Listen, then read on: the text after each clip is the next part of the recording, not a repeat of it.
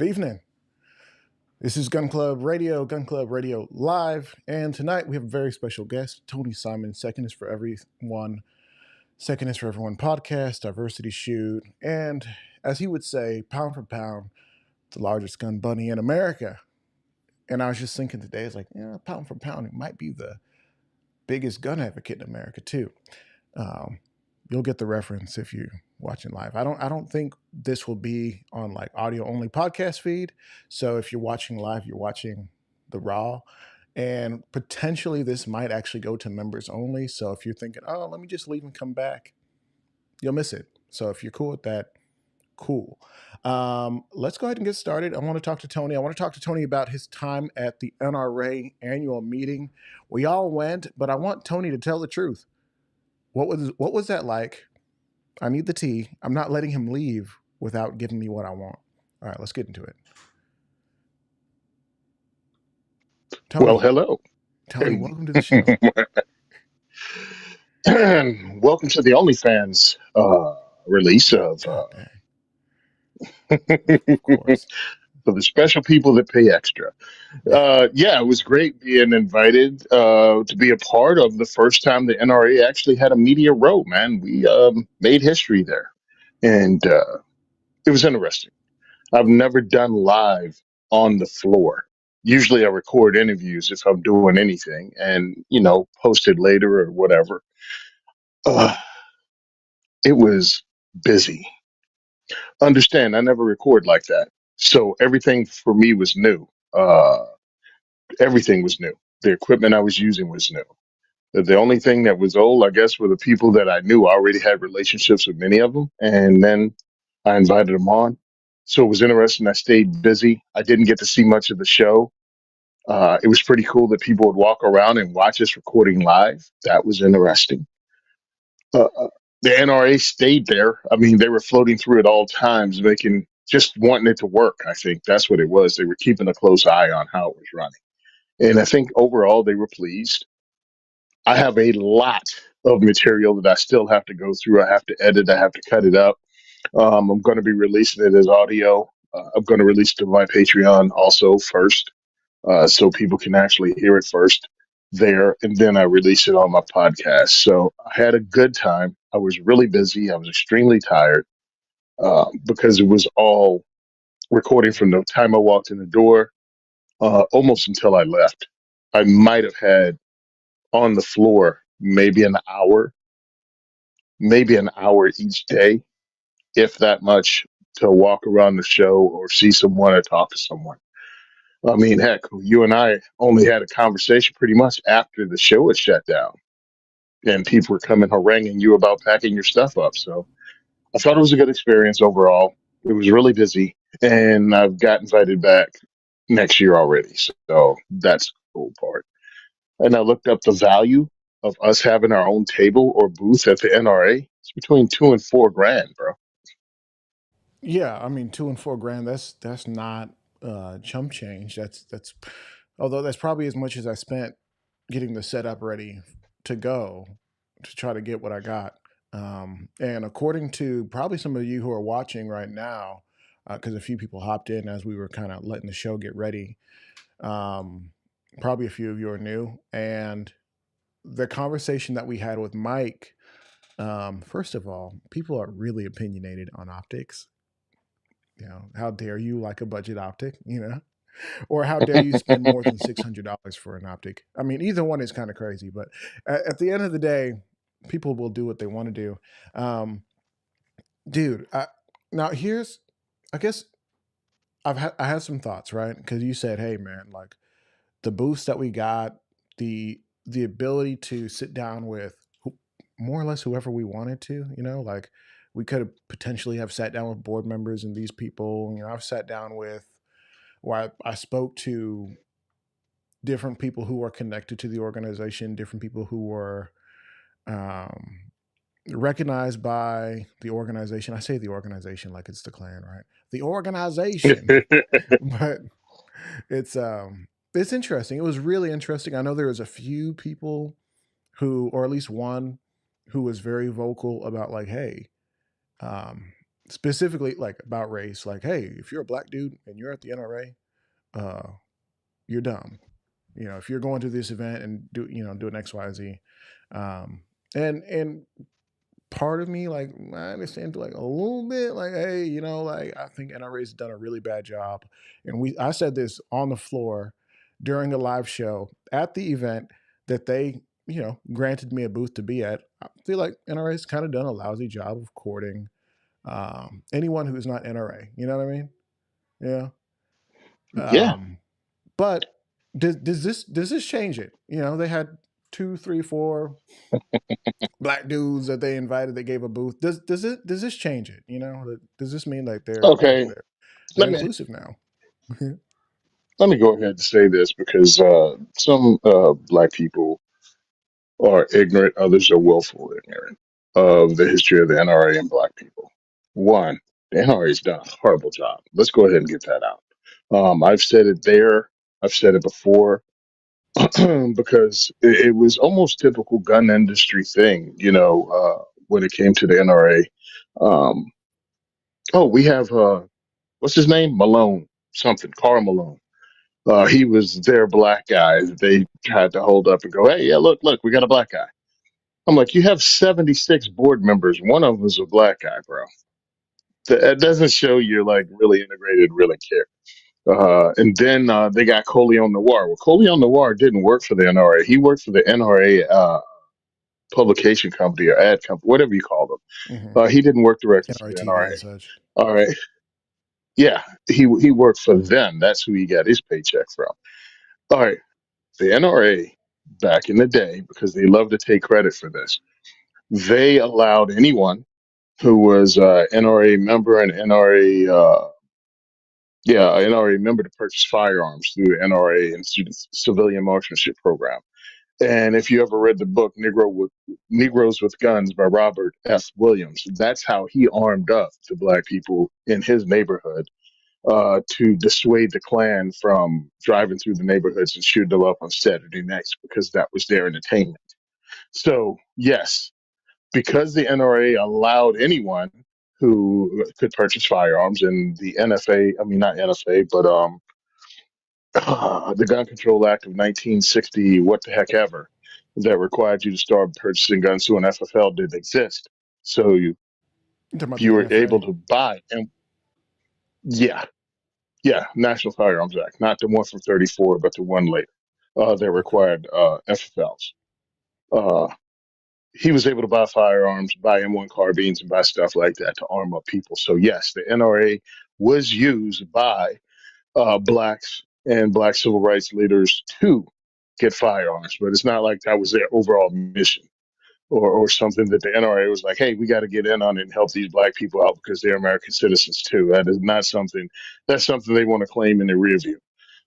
But understand, you use what you can get to do what you need to do. So, said that to say this, there has been a connection with the NRA and black people for a while.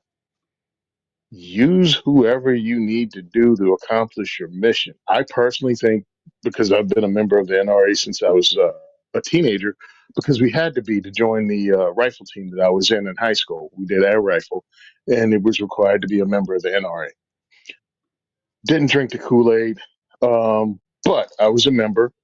I support what they do because it's the civil rights of all people. Did they do a horrible job representing us? Yes, but they did a horrible job. They could have done a better job at just supporting the Second Amendment. That was one of my issues. They had it. They wasted a lot of time with their former executive vice president. They wasted a lot of money. They made some bonehead moves. Can we fix it? Dude, if we look at our Second Amendment struggle, our Second Amendment fight in this country, we need all these groups. We need the large one. I look at it, and I got this from G Webs. He says the NRA is like a aircraft carrier. It's a huge ship, but it's a powerful thing. But it takes a long time to change course, and it needs to change course in the way it was doing things, and it's working. I mean, they have 70 something, 76 board members. We were able to bring in 20 reformers this last election. We brought 20 people on that want to change the NRA and grow. Amanda Suffolk, Rick Ector, they got on last time. And just in that 1 year that Amanda's been there, they had Media Row. They had you and I there. In 1 year, they've changed some stuff. I'm going to stick around and see what they do. If you want to know whether you should support the NRA, join for 1 year. And if they don't do anything, if they haven't moved the needle, don't rejoin. Don't re up. Give them a year at a time. It took them a while to get to this place that they are at now to realize they need to change course. If you join for 5 years, you can vote next year's election. You have to have a 5 year membership, or you have to have been in for 5 years or have a lifetime membership. I say pay the dues, check it out, see if they do something this year. And if they make positive changes, sign up for 5 if you want to. I don't think NRA is something we need to get rid of because they screwed up badly before. I think we need to keep it, and I think we need to work at taking it over and making a change and bringing on more blacks, bringing on more women, bringing on more Hispanics, bringing on all of that. Uh, Actually, what I want on the board of directors is Second Amendment advocates from the ground up, people that have already proven their worth by doing the work.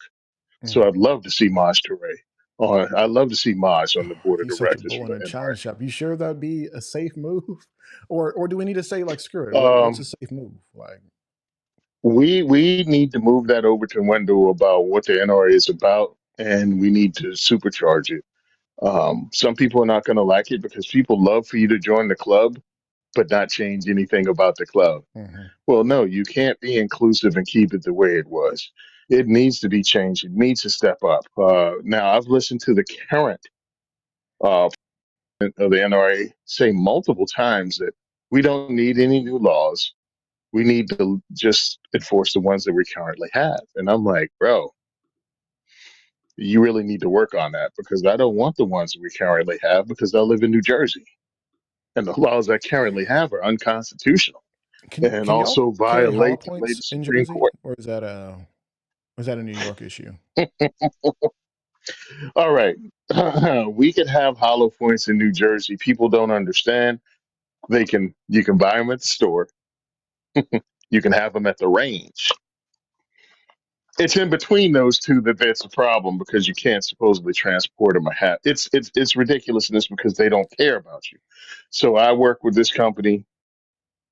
If you see this, this is from Black Belt Ammunition, and they make something called the Jersey Devil, and it has a ball in it. Yeah, I don't know if you see it. It has a little ball in it, like a Corbin does. Corbin does, and it opens up. Okay, cool. So that little ball fills in the hollow point. But when it hits the fluid, it opens up. So this is this company's way around it. Plus, you can also use, various things that have the ballistic tip. So that's what you do and err on the side of judgment, on the side of caution, because even cops don't know the laws, and I'd Mm. rather not be arrested by a cop that doesn't understand the law. I don't know if there's many things that are quite as dangerous as running with law enforcement when they're not exactly educated on what one can and cannot do in their free movement in America. You know what I mean? So, And there's no price to be paid. And this is what annoys me, because I was told this by a judge. Your ignorance of the law is no excuse. mhm. But police can be ignorant of the law, but I can't. It's funny how that works. It's funny how that works. Well, listen, we've been glazing the NRA for a little bit now. Oh, give them a chance. Oh, they'll get it together. Well, maybe. No, if they don't get it together, abandon their ass. No, you hold them accountable for what they do and don't do. Uh, but there are certain people out there that want to poop all over it. But then when I ask them what organizations do they belong to, none, Mhm. none. Like, who have they given money So to? Who have they yeah, vocally Who- supported even? Like, beyond just like a post, you so, know? yeah, and I don't want your vocal support. Join something, dude. Put some money where your mouth is. You can Mm. say anything online. I've heard people say, "Oh, I support you," and I'm like, "Well, what do you do?" I mean, for the most part, they don't even repost my posts. So what do? You read it and give me a like, or you doom scroll Ray Pass. I like that guy and doom scroll Ray Pass. Mm. So join your Second Amendment group in your area. I mean, that's the default I go with because all politics are local. So join your grassroots local Second Amendment organization, one that you can go to their monthly meetings to see what they do. That's the guarantee I tell you to do. Check them out and see which local one, because the NRA, regardless of what you do, is still a national organization that have their own agenda, and their agenda might not be taking care of your state. There, you might not even come up because they can only join and fight so many lawsuits at one time, and what's happening in your state might not make the cut. So again, NRA is a national level organization. If you're going to start donating, start local and see what's up. If you want to jump in, cool. NRA, GOA, FPC, Second Amendment, all those are out there for you to join. You can Well, rotate them. Join one per year, something like that. so my question is, of all the organizations that are out there, who's actually got like the cleanest record and most effective records? You know, we see like FPC and the firearms this and then and then some local people down in like Colorado are fighting real hard. And you say, okay, scrappy dudes, I see you. We'll give you some credit. Who's actually doing the work though? All right. All of them, the ones I named, are putting in somewhere. Could they dump more money in it? Yes. But these are organizations that have payrolls, they have people, and I guess they slice it up differently. I've never looked at how they split their funds up, even though because they're 501(c)(3s, you can actually look it up and see where their money goes and see how much money they make. So I don't know, because how do you count it? Because the NRA also has been known to jump in on lawsuits right before a win and get their name on the paper. You know what I mean? Mm. So there's that. Now I live in Jersey, so we have a crap load of lawsuits going, and all of the above have been in on these lawsuits at different times over the last 12 years that I've been involved. Yeah. So all of them have shown up. We participated in lawsuits with them all. I was even involved in one of them, just through diversity shoot down there, and Tony Simon. Kind of scary because of my job. I was worried about that, but I wasn't so worried that I didn't risk it all to put my name on that. You know what I mean? And fight the government that I work for. But I did what I did, and it was a little scary because I'm way too old to go back to school and become a refrigeration repair dude or whatever the heck you're supposed to do when you wreck your career. But who does it? I don't know. I really don't know. Depends on how you. If you want to be ticked off, you can be ticked off by going through them.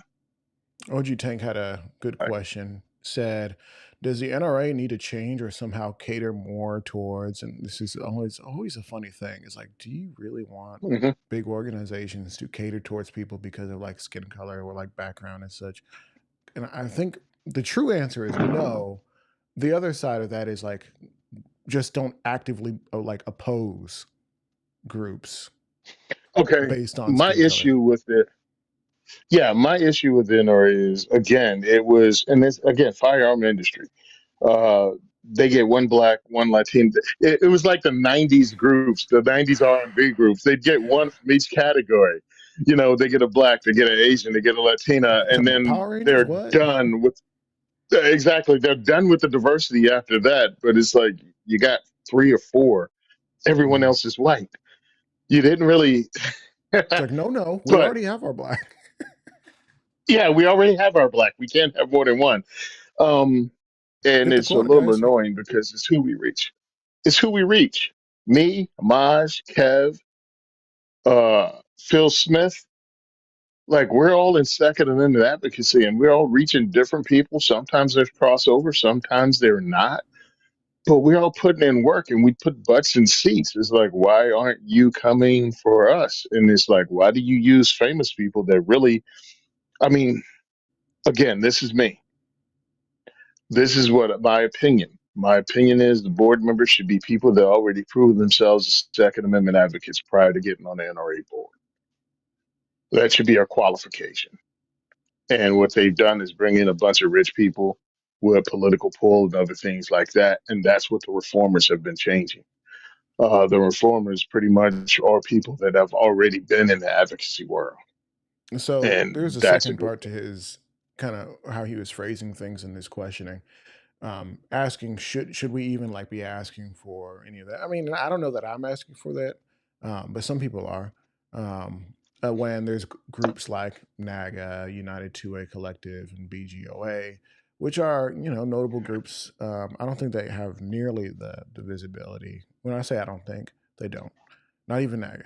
they NAGA's don't. got some. No, now NRA is an aircraft carrier, and these other organizations are various ships of smaller sizes, but none of them come close to the 5 million members that the NRA had at one time, or even the 2 million that they say they have now. None of these groups combined comes to that. So, yeah, you can join who you want, but I suggest join more than one. If you want to limit yourself to only having groups that are dedicated to Black people, fine. But I don't know the advantage that gives you as a member. Yeah, I I don't would know. say that's the case, especially when the beauty.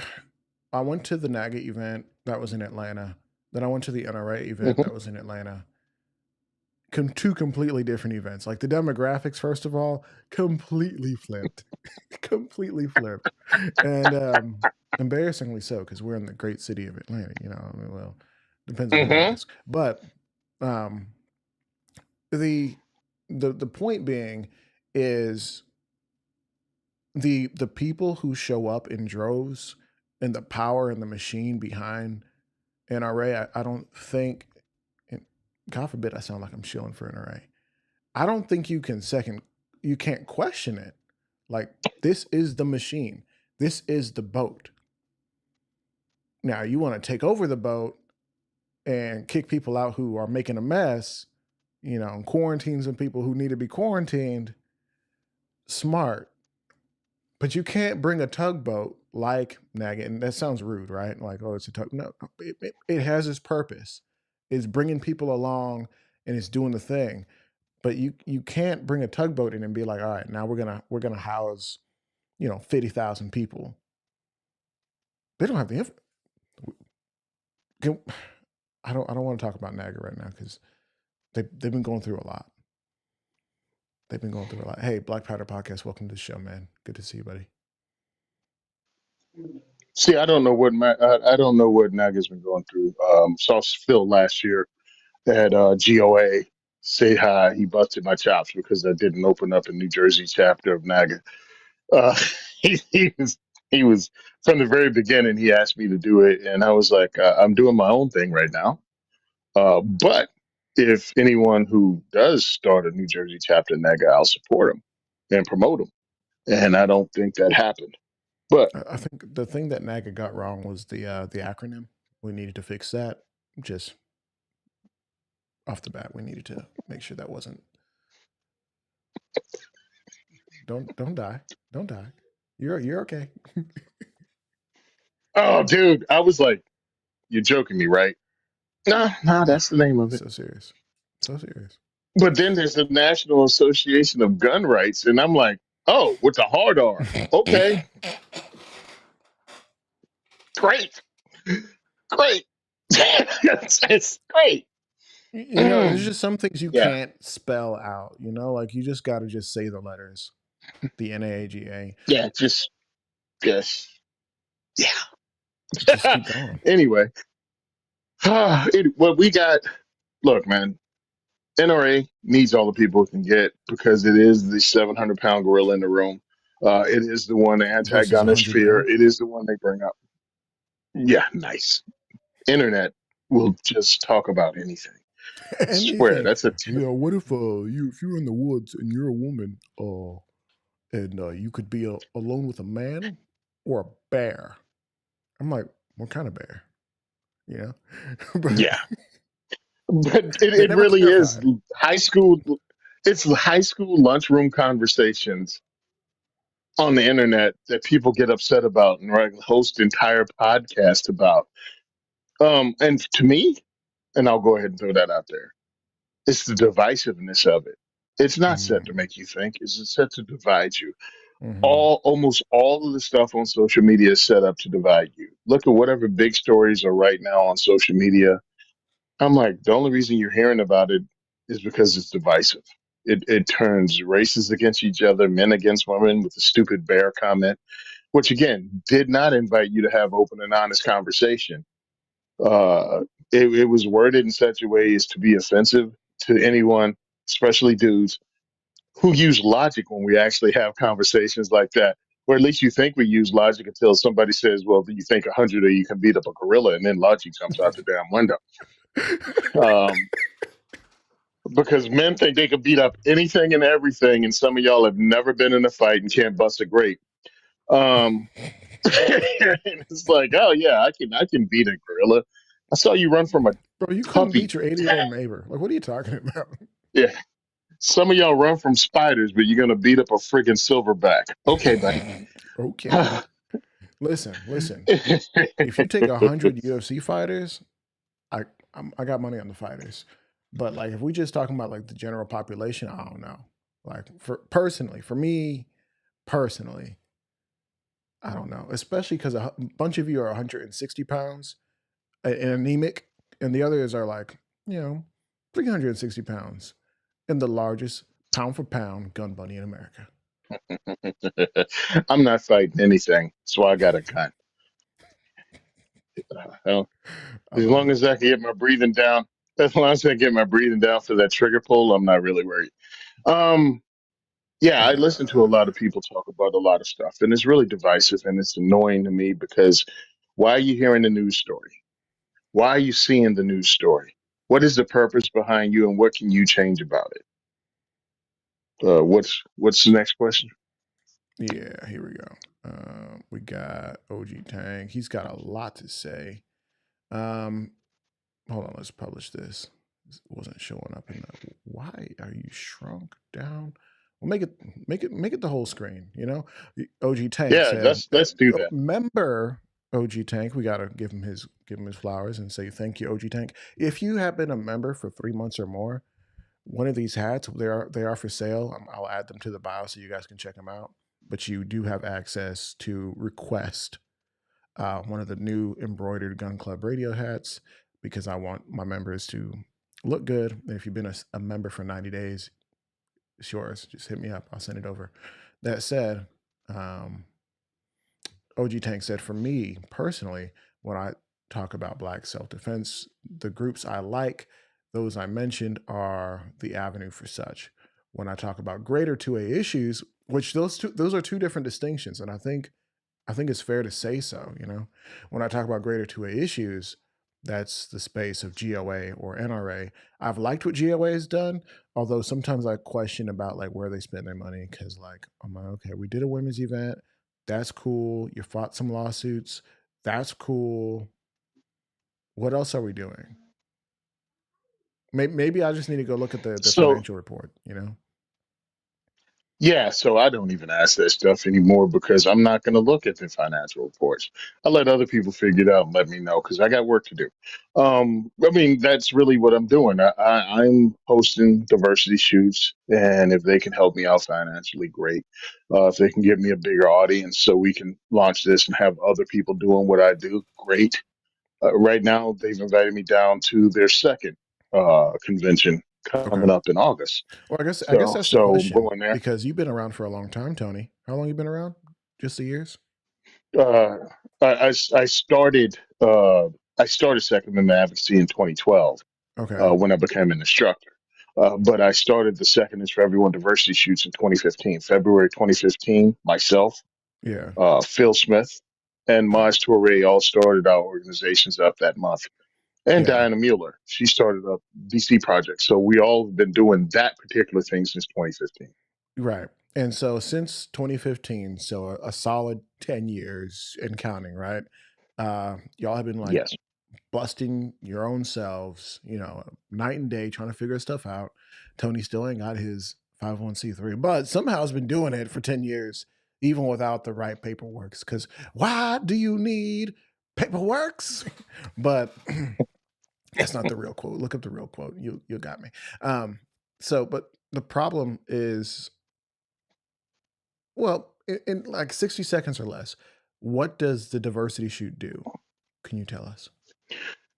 Diversity Shoot educates and welcomes all people into the firearms community by educating them on their Second Amendment civil rights, Second Amendment organizations, introducing them to firearm safety, and letting them meet real gun owners and actually have open and honest conversations about gun control, its racist history, and how we as individuals can change it and make it apolitical and turn gun control into political suicide for any party. That's awesome. And how often are you guys doing those shoots? Like once a quarter, once a month? Nope, we started off doing them every other month 10 years ago, and now we're doing them every 2 weeks throughout the year. At 20, we have over 20 events a year at four different ranges in the state of New Jersey. We've been out to Pennsylvania and ran events. We've been out in Nebraska and ran events in Omaha. That's where I met DJ Play Nice.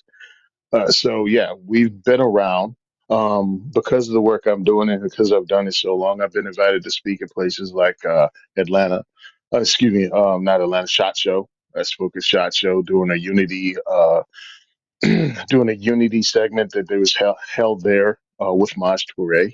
He asked me to come out, so I flew out and spoke. Arizona had me at the 10th, their 10th anniversary of their Second Amendment movement there, and Florida Carriers invited me out. So I've been around a minute and I've been recognized by the industry. But now, with this thing that happened in Atlanta with the NRA and with the guest I had, a friend of mine really made me see because I left motivated to start my 501c3, and then I got a phone call in the middle of the night from a friend of mine. And she pretty much did exactly what you did to me and just jumped dead in my butt. She was like, "Yo, so how'd Atlanta go?" And I was like, "It went fine." She said, "How many guests do you have?" And I was like, I booked five, but people kept coming up to me and asking to be on the show. So I think I've got over 25, 26 people that I interviewed. And she says, "So you called them up?" I was like, "No, they contacted me." I'm like, "Who?" I was like, "Well, Pete Brownell's people contacted me and asked to be on. And so and so and so and so." So she was like, "So all these people came around just to speak to you. You don't think you're big enough to actually go ahead and become a 501c3 now? How much more like positive reinforcement do you need?" That one of my fears is that, become 501c3, make zero money, and just in a worse predicament than before because you drop like, 2 grand to become this charitable organization. And then it's like, well, great, you can write off the pizzas now because we feed people at our event. We feed people at our event. We spend between 150 and Right. $200 per event just on food. And then we have the ammo. They shoot our guns. We bring. I provide ammo for my guys, and it's like, to run my event probably is going to be about 25 to $35,000 a year, and it's helped through donations, people doing to Patreon, PayPal, all that things. But nothing's huge. You know what I mean? It barely Right. covers going there, gas, and expenses. Yeah. I mean, it's That's simple. unfortunately kind of how this works, right? And even something as simple as like, hey, let's set up two webcams and do a podcast is like, there's cost involved with that. I mean, to buy a podcast Yeah. deck, it's not free. To buy another mic, it's not free. Your internet connection is not free. Like if you really think about it, but you're not just sending words into the internet. Maybe we should get licenses so people stop getting so many podcasts. But then again, freedom of speech, I'm all for it. That said, you have a system like yours that actually puts guns in people's hands who have never shot before, like people that maybe some people wouldn't even like to see at a gun range because they're like, oh, that guy's got blue hair and he's there with another man, they're holding hands or something, something like that, right? Or Yeah. or like, oh, Yeah. I had it. all these different situations, like you're actually like the work that we would talk about doing, like, hey, let's change people's minds, let's do this, let's do that, like, and the work that people don't even talk about doing, So, you're doing it. so I've been there. And it's hilarious because at one event, I had Muslims with a jihad, whole thing, in a port beside a purple haired lesbian with a rainbow t shirt on. And then I had my boy Nick, who's Chinese American, teaching a 93-year-old black woman who was dressed like Erica Badu how to shoot an AK-47, all in one event. And I'm like, this is the thing that you won't see anywhere. You know what I mean? Even the manufacturers don't have ads like this. You know, the manufacturers think they have diversity in their ad by having, the black guy dressed in camouflage next to the white guy dressed in camouflage, and they're all Mm-hmm. shooting a gun. I'm like, no, real gun owners look like this. The tactical community is a very small part of the gun buying public, but when you look at the ads and you look at their material, it looks like, oh my goodness, everybody that owns a gun is dressed in Cry Precision. No, you're not. I've never seen no cry. Fastest growing segment. Yeah, I'm just throwing that out there because it's so freaking expensive. All right. Like I don't feel like I'm But missing out by not owning cry. That's just me. Blasphemy. yeah, whatever. They're impressed with themselves. I went and saw them over at Shot Show. I went and saw him at Shot Show, and it's mostly former military, former cops, all sitting there sniffing each other. And again, this is a very small percentage of the firearms community, and they're all at that little boys' club with their tight shirts on, and everything. You know, all trying to look gray man, wearing the same outfit, same way, same look, gray man. Yeah. And I'm like, I work with law enforcement. I'm former military, and I don't look like this or act like this. And I just walk away. Yeah, I understand your language, and I see you looking at me and cutting your eyes, but I put asses in seats, and I introduce hundreds of people to firearms in the Second Amendment community every year. You cater to the same group of people and a bunch of LARPers. Cool. Everybody has their place, Mhm. but I'm the one that's trying to save it because I never, ever, ever hear many of these, vet bro tactical Timmies ever talking about advocacy, ever Bless you. talk about growing the community. The ones they prop up, I'm sorry, the ones they prop up always seem to be hollow. Tim Kennedy. Oh, they love some Tim Kennedy. Oh, they did, As right? anti-gun as Albanese. Yep. Until he finally stepped across the line, and it's not because he was anti 2A and would say anti 2A things. It was because he lied about how cool he was. He lied about the things he did. And that was the thing that broke the camel's back. I'm like, y'all some corny mother effers. So when he told the truth about how he felt in a way that is literally like used against us, or when he paid for what many people would consider like when he joined up like a company that many people would consider as like anti-gun, more ways to track Americans' habits and stop you before you could even buy a firearm because they didn't like what you posted on Facebook or something like that. Which if Mm-hmm. you're posting terroristic threats, that's one thing. But Mm-hmm. where's the bar? Where is the limit? There's no transparency in these things, and I think that's like the biggest problem, right? But kind of going back to it, when we were doing these things, no problem. Tim Kennedy, we talk about FN Fabrique National, loved them some Tim Kennedy, and FN loves some FN Sig. like Kanye loves Kanye. Um, Mm-hmm. Staccato had Sig no came through and problem. hired. Oh Yep. yeah, Sig pulled him off of FN when all of a sudden he posted. I saw this post, and I'm not here to like just kick Tim Kennedy while he's down. I think it's funny, but he said, "Yeah, guys, I was carrying a FN because you could carry and you could shoot 200 yards with like no bullet drop, but then we, um, but now I carry a Sig." And somebody in the comment section was like, "Because they paid you." Because they paid you to carry a Sig, and it's just 100%. yeah. But no, you're right. Like, and just but the problem isn't Tim Kennedy. I think that's the symptom. You know. Yep. Oh, it's a symptom. It's a symptom of these guys. Even when I first got into it again, I came in 2012, so I was following a lot of these guys, and I would write and make comments. Hey, to YouTubers and gun tubers, hey, why don't you guys talk about this bill being passed? Why don't you guys push back? And the Mm, answer I got from some of them was it would cost us audience because these guys just want to hear about the new gun. They don't want to talk about Second Amendment rights.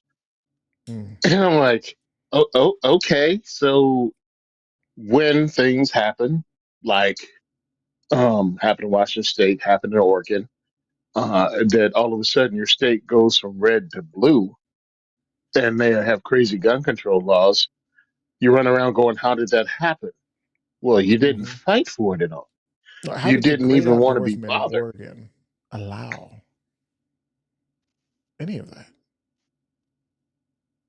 because you don't vote. The hunters aren't even registered. The tactical Timmies love to freaking talk about voting from the rooftop, but they won't actually vote in the ballot box and Yeah. don't even want to talk about it.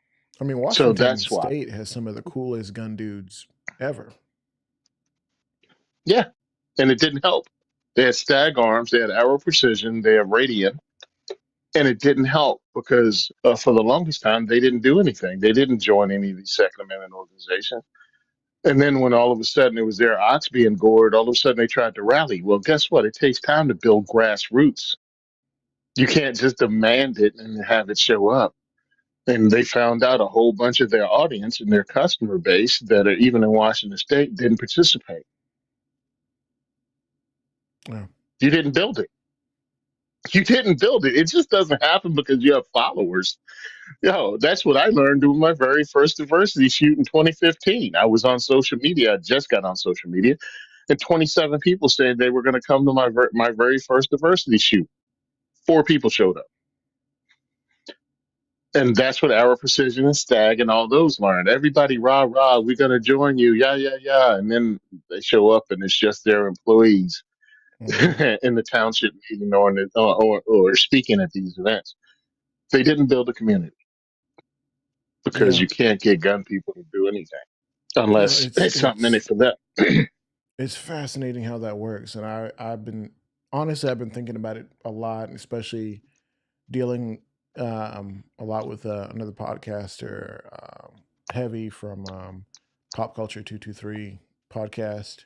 He's out in Detroit, and he's every time I talk to him, he's like, "Oh yeah, I was just at this range, just or I was at this gun store." I'm like, "What were you doing there?" He's like, "Oh, I was helping some people, pick out guns and buy." I'm like, "Do you work for the gun store?"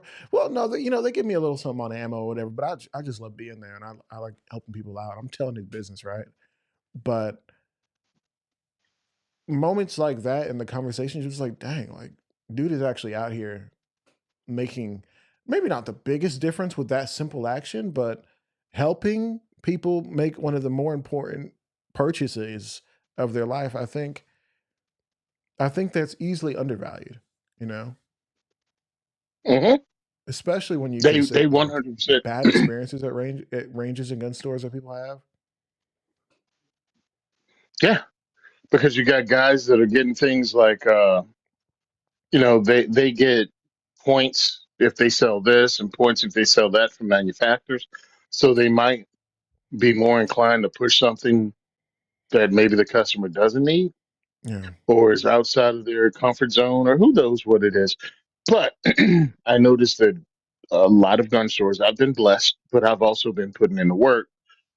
Gun stores don't want to participate in Second Amendment advocacy either. I mean, sometimes all you have to do is put up a flyer, and they won't do that. Yeah. It's And really it's like, weird, bro, man. Like when you really consider it, because I was going to ask you earlier, like of all the people who've seen you do work over the years, and of course, I'm sure some of them are more than happy to send you a this or a that or send you a gun or something when really you need cash. I was mhm. going to ask you, how many have actually like said like, "Hey, you know what, Tony? We like what you're doing. We like the opportunity, or we would like the opportunity to put our guns in front of shoot. How many humans do you know mill a year? If you what do you got like 10 people coming out to these events every week? Man, we have 20 to 25 people that are attendees, plus my volunteers, which can be from 8 to a dozen. So we can do like 30 to 40 people at an event, closer to 30, let's say, Okay, well, let's be twice a month. conservative and say like 25 Twice, an event, 50 a month, multiply that by, uh-huh. 10. So over the Yeah, years, you had, between 5 and 10,000 yes. people. Am I doing the We've math we've right? had thousands of people. Yeah, no, we had thousands of people come in multiple states to do this thing, and they come from other states to be a part of this. And but I've been this blessed. is you but with no budget. You could be doing one of these every week if you had a team, maybe a few in a couple different states. We have some good people.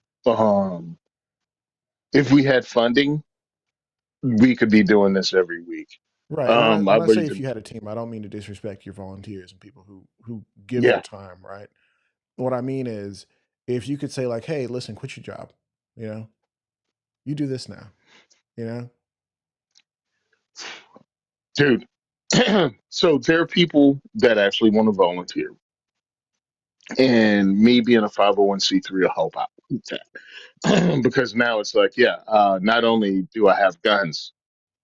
Oh, and yes, I've had manufacturers give me guns. First one was High Point. High Point jumped on with a handshake, bro. High Point jumped on with a handshake and a conversation, and that was Mhm. one of the reasons I pushed Charlie Brown, the owner of MKS Supply, which is owner of High Point, uh, with his run for NRA, because this was a conversation him and I had 8, 9 years ago, and I didn't know who he was. And we were just talking about Second Amendment and how important it was. And I just started doing this. I'm like, for the last year, I've been doing this. And he was like, that sounds like something I want to be a part of here. Here are three carbines. And then it was followed up by Henry. Henry gave me, I think, three rifles. And Henry's based in Bayonne, New Jersey. And it was kind of embarrassing long. It felt to me, I was upset. I'm like, what's taking a New Jersey firearms company so long to support the work I'm doing? Uh, but they did. And those were two companies right off the bat that actually sent us firearms. But yes, money helps even more. What firearms do, and I'm talking to companies out there, what firearms do, especially if there's something cool and something popular, it gets butts and seats. It gets people to come out going, wow, you have this gun there, you have a staccato there, you have what is that thing? Uh, Taryn Butler's John Wick gun there. Yeah, I'd like to shoot that. Cool. Well, I get them to come and then they buy raffle tickets for swag or raffle tickets for cool items. And that helps put money in my pocket. But that's just a long way to get us funding. I mean, that's really what it is. If I could skip all that and just get the funding that we need to be able to host these without stressing the frig out, it would be awesome. And paying my guys, not paying my guys, but at least providing all the ammo for my guys instead of, hey, I got 9.22 and some 5.56 fellas. You know what I mean? I can supplement this. These guys are showing up twice a month. You know, it's like I got nine, I got some 5.56, and I got a crap load of 22. So if you guys bring gun chamber for that, I got you. And my guys are gun guys like you guys out there listening. And they got like, oh, I got some 357s I'm bringing, man. So I'll just pay for that myself. I got 7.62 by 39. I'm bringing that myself. So if I could supply all the ammo, that would be a huge weight off of their shoulders that they don't have to provide that. Money makes a big difference. I remember when I first started, it bothered me to ask for money and ask for funding because it's supposed to be like, this good thing that I'm doing. Well, crap costs money, man. Stuff costs money. Me going to the ranges throughout the state and actually developing relationships with them, that costs money, that costs gas, that all, and it doesn't take anything away because I don't see myself. I mean, it's not like I'm a grifter that I'm making money. After 10 years, I mean, I didn't set it up to make money. I just, I was told this by Reverend Ken Blanchard. Don't allow advocacy to break your family and put them in a poorhouse because the advocacy is always going to be there. So Hmm. if you have to walk away, you have to walk away. And eventually, the good Reverend did walk away. Mm. but he laid the groundwork for myself, for Maj, for Coleon, and for a lot of other people, including you, Coleon. We have at home. That groundwork was laid by the Reverend Ken Blanchard and Black Man with a Gun podcast in his book Black Man with a Gun.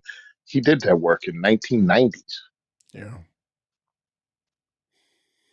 Man, I was early on in my career. I found that book and I was like trying to look him up, and I was like, oh, it'd be great to collaborate or have a conversation with the guy. Like respect the greats who came before you. And I've always kind of wanted to do that. And not everybody has seen it that way. Like there are the random one or two people out there who they see this thing as like a sport. And I'm just like, what? But ultimately the guys like you, guys like Maj, you talk about Kevin Dixie, even Ken from Perfectus Group, who is a little bit underground these days, but the guys who have been able to not just walk through the doors, but in some ways like kick them in. Like there's door off frame, you know what I mean? Like removed the hinges. But I think the problem is they ran through the door like a bull, but it's dark outside and we need some flashlights because we can't even find the entrance. Like where So, where'd you go? that's one of. Oh, and let's not forget my boy Algo J. Yeah, Argo. Didn't he Jay put in run the that gun work too. shop? Yeah. So yeah, he's part of the Shepherd Arms. You can follow him on Instagram. They got some good stuff, and every now and again you can hear Argo in the background. Um, yeah, you want to find your way through the door. You want to work at it. Go to Train and Learn. Kevin Dixie Train and Learn. He hosts it every Mhm. year, where Kevin introduces you to members of the firearms industry and helps with all kinds of classes and stuff over Memorial Day weekend. And it's like $400, and it's down in Atlanta. So I've been going there since 2019 when it was in St. Louis. And I'm not going this year. I'm not going this year because the opportunity has come up. Instead of spending the money to go to Atlanta, I'm going to spend that money setting up the 501c3. So that was the It's point time of going to Train and Learn. Yeah. just to Well, the learn point of going to Train and do Learn. these things. Yep, exactly. So that's what I'm doing. So I think it's going to be amazing. It's a little nerve wracking, but I feel that we're going to be successful because I've already put in the work and I'm known. So when it comes asking for donations, I actually know who to talk to because I've already spoken to them. So wish me luck because I'm kicking it off.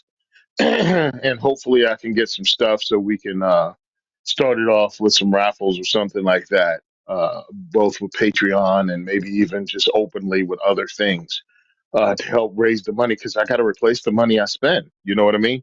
It's like the Bro, minute it's out the door. bro. I don't even want to talk Uh about huh. it. I don't want to talk about it. Yeah. Yeah. I watched that bank account shrink, man, between the rental car and the hotel. When I got in the vehicle, because I went to the bank first, you know what I mean? Went Hmm. to the bank before we started the trip down to Atlanta. And I saw what was in the bank account. And then I saw what was in there when I came back. And there was a significant difference. And it's like, what did we get out of it? And I think the material I got, the connections I made, the interviews I did, hopefully will be worth the 2 grand plus that was spent. Yeah. But I was solo. You probably spent more than I did. But I was Yeah, I went solo and with I drove. cameraman Nate, and we drove because flying would have cost way too much to fly two grown men with all the kits and the cases that we brought. I mean, even with like a media badge, and you can make those, and so they give you a little bit of discount on your flights. Even with that, would have cost so much money. And it's just like, okay, listen, like we're gonna sell some hats, so please keep an eye on all like basically everything. Keep an eye on everything because there will be great opportunities to not support, but to get things that you want. You know what I mean? Like, don't you want these hats? Oh Hats man, hats look sharp. and Look at that. ooh, no, because you got kind of a limited run hat. Um, yeah, that was a limited run. So one of those things. Funny story about your hat, dude. I think I told you this story about the old lady. No, I didn't. I guess I got to tell you this story. So, first of all, gun websites. Hello, good to see you. You do great things in this space. We love you. So, um, so I go to the event. I'm setting up my table. It's day one, and I said, "Who set out the hats?" I think Nate set out some hats to decorate the thing. Get the logo on the table. We didn't bring like big backdrops and such because we really had no idea what this thing was going to be. And every time I would ask anybody, they were just like, we're still working out the details, and respect because it's the moving pieces of NRA would give any one man a stroke and a group of 10 men probably like cardiac arrest. They might live, but like they had a heart attack, and so kind of um, going through and getting the table set up. And then all of a sudden, like one Mississippi, this little old lady comes to the table and she like grabs a hat and like grabs another one and says like, "Oh, hey, can can we can I, do you mind?" And I'm just like, you know what? Sure, have one. I only had like 10 made. And I was thinking, yeah, it's kind of an experimental hat. I don't know if I'd like them, but like I'll bring some and maybe I'll give some to the guests or something like that. And I only had 10. I should have had like 20 made. And that first, can I? And I was like, sure. And then she walks away. She's like, before she like turns around and says, "Thank you," and like continues. And then a little old man Hmm. comes right behind her, like part of her posse, grabs one, and somebody else grabs another one. So I'm like, I'm down like at the end of this 6 hats out of 10. I only have 4 left, and I'm just like, it's my own fault. I could have said something. I'd be like, "Hey, nah," But it's got the logo on it. Wow. It's going to some people. Like, I don't want to create a scene and be like, "Nah, you can't have my hat." When I had no intention to sell them or anything. There was a booth right next to me. They had all the merch out. They were selling merch and such, and I was like, I didn't know we were allowed to sell. I didn't know I was going to have a table to myself. Dang it, you Uh, had a table to yourself. I didn't try to bum, yeah, but like it was transitioning right on the hour from one podcast to another was a task. yeah, that's what I heard. You guys were going through it. I mean, but, but the flip side was this: I showed up at 8:30 in the morning, set up, and I didn't move until about 4 o'clock every day. Bro, you So were I was there busy there. all day though. Man, I was when you said, "Yeah, I got like 3 interviews done today." Like then it was like several hours in. I was like, "Wait, okay, it's been slow." No, I've been busy. I've been literally at the booth talking, and come to find out, you had done a couple like full hour shows, and here I'm like Yeah, trying to yeah. keep them down Each to one like of mine 20 is an minutes hour. tops, Yeah. and I'm just like, dude, I no, should have asked people. I should have asked people what they were doing, but I like actual conversations when I listen to a podcast. yeah, it's So true. Pete Brown, like I knew, I mean, right? I Pete knew Brownells, Dave if from you High can get him Point. for an hour, that's the conversation. So exactly. So I list, I had 2 interviews. Dave from High Point, who's a friend of mine, and I know we can do an hour talking about everything from firearms and tactics to just anything. Then the next one was Pete Brownells. So what I did was book Dave for 9, Pete for 11. Well, Dave and I did about an hour and 40 minutes. Pete was already there. I talked to someone else. We ended the thing. We got Pete set up and we kicked off. And I think I did over an hour and change with Pete. And then someone else was there. And then someone else was there. So I kept doing it. But with the Pete Brownells interview, I wanted to actually talk to him about more things than what else is in the Brownells product line. because I watched about 4 or 5 hours of Pete Brownell's interviews over the years, going back like 10 years, and everybody asked the same thing, and everyone did some short format thing. I'm like, where's the actual conversation with the guy? So we spoke everything about him growing up, family business, what it was like stepping into the NRA. Uh,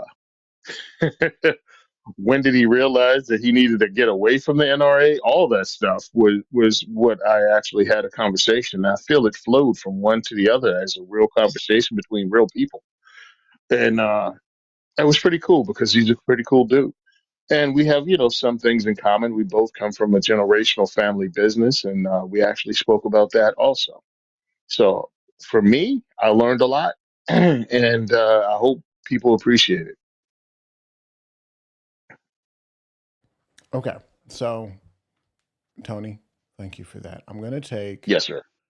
30 seconds and plug something that we've been doing, pulled a few things off the floor, and this just here's what we're going to do. I'm just going to explain what we have here. This is a Holosun raid. This is a great weapon light for a great price, but actually, I have two of these and I want to give it away. This is company name Siley. Can anybody say their name? They sent over a few optics, including their cat, X, whatever. Basically, their RMSC, so like fits on a P365, and then they have like an enclosed RMR red dot. I'm giving that away. Holosun 507 competition red dot. I run one of these, the green dot version, on my RMR footprint gun, the um, Canic TTI Combat. So many names, so full of words. I want to give that away. Um, this is new from PowerTac. They just sent this over. Um, well, last week it came in. We had a conversation with them at the NRA convention. We followed up with an email, and the conversation now is like, hey, we want to do some videos around lights and EDC. Sent over a bunch, and can you make sure you send at least one of each one of the ones that you send us so we can give it away? So this is the Flex Beam, fascinating light, adjustable beam, so you can go from a wide beam to like a really tight beam and see clearly at like 300 yards away. Like I'm not even kidding. Like multiple football fields away, you can see clearly because of the way this beam angles. I'm giving this away. What else are we giving away? So many things. Maybe we should stop talking about the things we're giving away because it's just taking so much. I can't give that away now. So the M5 from PowerTac, actually super versatile handheld light. We've been doing some testing on that. It's solid. Uh, Sneaky good. I'm telling you, bro, this is my favorite thing that they've made. This is the Nova. It's like yay big. Like it's like as big as my index finger, right? I wear large XL size gloves. It's as big as my index finger. It's DJ Play Night said scratching dent giveaways inbound. Um, this light is so powerful for how small it is, and it's got all the features, and it's got USB-C charging. Like you don't have to take out a battery. I'm just like, oh my god, thank you. And naturally, and this is not an expensive light. Honestly, it's like $30. But I want to give it away. Like this is this. I'm probably of all the things I'm excited to give away is this one because I have it. I put one on my wife's keychain. It's amazing. I'm so happy. It's got the reverse pocket clip so you can pin it to your hat. Like this one's fun. If you don't win, go buy this because it's not expensive. 800 plus lumens, just under 100 yards, and USB-C charging. Easy. Like buy a few, buy one for your mom, buy one for your sister, buy one for your little brother who doesn't know anything about guns. And that's all I could grab off the shelf without like losing my grip. I mean, we have Shooters Global. They sent over some shot timers. We're going to give away one of their Go shot timers. And you're like, okay, well, what do we have to do to win? All that. Um, My dumb self forgot to put the link to the giveaway in the description, so it will be there. Um, if somebody could drop it in the live chat, that would be great. I'll have to do it myself. But the point of it all is, if you have been a YouTube member, great. You get 10 entries to this giveaway. If you have been a Discord member and you've been active within the last 30 days, okay, well, your entry is still good. All you had to do to kind of confirm it is fill out a little Google form that says like who you are and where I can, like, what's your email so I can like contact you and tell you what you won. And all we have to do to kind of like get to the point where we're actually going to give it away is we have to reach 30 members across all the platforms. That actually puts us in a great position to keep doing this kind of stuff and go to NRA and even like donate to people like Tony. That's something I would love to be able to do, but we got to get there. And once we get through this part of the giveaway, we're just going to start doing something like once or twice a month, regardless of where we are with members or anything like that. So let's get to there. Let's get here first. So if you are thinking about it, like, hey, should I buy a membership? You didn't even know you could buy memberships. You can. That's great. Help a brother out, and let's do that. But ultimately, if you cannot or you choose not to, go check out our Discord. Wow, voice went out. Go check out our Discord because it's a lot of fun over there. And the guys continue to dunk on Sig unless they're a Sig bro, and then you're just like, did Sig really say? You know, it's fun. All right, guys, let's get back to the show. Tony, sorry, I had to take 10 minutes and talk about that. There's nothing wrong with that. I was actually looking up that PowerTech flashlight. It's 820 lumens, dude, and it's like 3.25 inches. Dude, it's crazy good. Like, So this is one of the things I talk about that flashlight because a whole bunch of people go, I don't have time for EDC. All you guys talking about everyday carry, and you pull out all this stuff. One, quit whining. Everyday carry can be things you use for an emergency. Um, so it doesn't have to be big. And now you have something this small that has that many lumens. So you get held up after work, and you work later blinding than light. It's usual. powerful, bro. Exactly. You held up later than usual. Now you're walking outside and there's people hanging out that may have other ulterior motives. One, you turn on your flashlight and you use it to see. Couple of things that even bad guys know. Uh, Usually police have flashlights, not regular people. And then some of the people that have flashlights are people that are prepared for bullcrap. So they might be strapped or might be off duty cops. And also they don't want to be seen. Now you have a method to not only you highlight them for other people. Hey, you, and you shine the flashlight at their feet. You don't have to shine in their face. But now people see you're talking to somebody and know how many they are and kind of what they're wearing because they can be seen. The other thing you can do is shine it in people's face and dissuade them. Hey, get the heck away from me. So there's all kinds of things that can be done with a small flashlight that doesn't take up a lot of room and doesn't weigh your pants down. Because that's what a lot of the reason people's like, oh, I'm going to have all this stuff in my pockets and weigh me down. No, you can also have a decent blade that's legal in your state that weighs ounces. One of my knives from Kershaw weighs like 2.5 ounces. So between that flashlight and this, you're not even talking about 5 ounces of weight. You already have a blade that, again, you don't have to use a blade for cutting stuff. But how many times do you look for your keys or bite stuff with your teeth? It's like, they have a knife for that. It doesn't even Right. have to I be a have this big, little tiny intimidating blade to work. cheap cricket knife or a CRKT. It's Yep. easy. It's easy to just wake up, shove your keys in your pocket, shove your wallet, clip a little pocket knife. I don't plan on getting into a knife fight with that. I'm just telling you, like, No, that's not the plan. But if you have to like cut a seatbelt and save your life or save the life of a child or something, come on, bro. exactly. And some of these knives can have a little glass breaker on it. And you're not weighing yourself down with a lot of stuff, but you have a It don't versatile have to be a piece three of hundred dollar equipment. knife.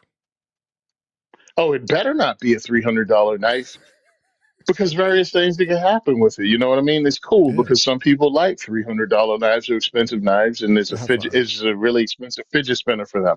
But it's unnecessary. I work in a prison, bro.